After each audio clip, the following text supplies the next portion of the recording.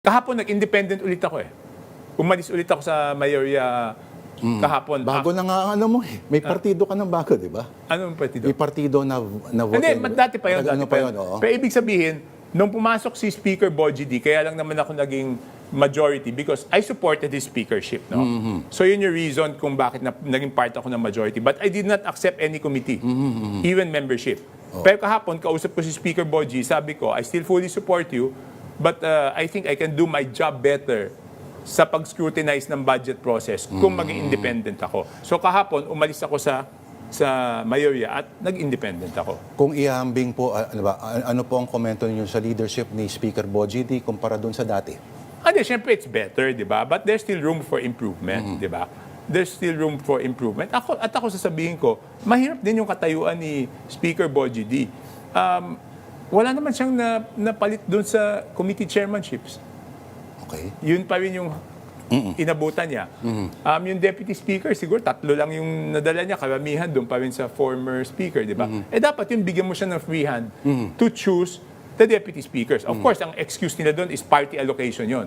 But he has to have a free hand to choose from that party who he is comfortable with na maging deputy speaker. Hindi pa pwede yung kung ano yung inabutan niya, yun ang binigay sa kanya. You're asking the President daw to order all government agencies to turn over evidence to the Ombudsman. Kayo ba'y naniniwala na may mga information pa rin that is still being withheld from investigators? No, I'm just saying na okay, nagsimula kasi yung statement ko na yan sa SONA eh. Di ba nung may sinabi si Presidente doon na masakit man, kailangan ipatupad yung ano. Para sa akin, medyo hindi ako satisfied dun sa statement na yun. Kasi di ba pag ini-ineksyonan tayo at sinabi mo sa nag-ineksyon, masakit, ano ibig sabihin nun? Huy, hinay-hinay o bunutin mo yung karayom. So it sends mixed messages. No? Number 2, bakit ang dami speaker, sabi niya former speaker, bakit hindi mabanggit yung pangalan na yung dating former speaker, Martin Romualdez? Napinsan ko. Di ba? Kahit pinsan ko yan, kung ano yung dapat niyang panagutan, dapat niyang panagutan. Pero ang sabi nila, para sa kanya, sa isang tulad niya na laging umiiwas sa conflict, malaking bagay na raw yun. Yes, I understand. I know his personal character. But yung sinasabi ko lang yung point of view ko. Pangatlo, so kulang pa yun sa inyo yun? Kasi di ba, kung sinabi masakit, anong nararamdaman nung ibang nakapaligid? Sasaktan mo yung Pangulo? Okay. Di ba?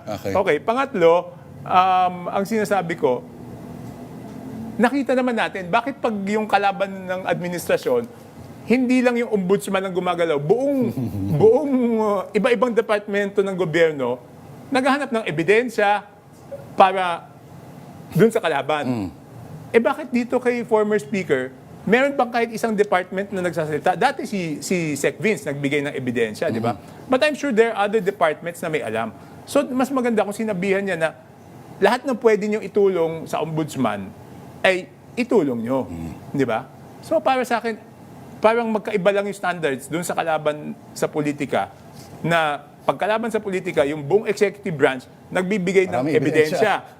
Dito, pag si former Speaker Martin Romualdez, parang si Ombudsman Remualdez na lang sige, bahala ka na dyan kung ano mapulot mo, di ba? Nag-press ko naman kanina, tuloy-tuloy lang din investigasyon. Sino? Ongoing. Ang Ombudsman. Hindi, wala akong issue kay Boying. Ang sinasabi ko lang, hindi niyo siya tinutulungan. Kumbaga sa ikaw na lang bahala, parang pinabayaan niyo siya mag-isa na maghanap ng ebidensya. Pero doon sa kalaban sa politika, madaming kumikilos, lahat tinutulong. Yun lang naman yung akin. And the sad part about this is, whether we like it or not, is pag hindi nakasuhan ng plunder si former Speaker Martin Romualdez, ano maiisip ng tao? Baka nga may hawak siyang alas.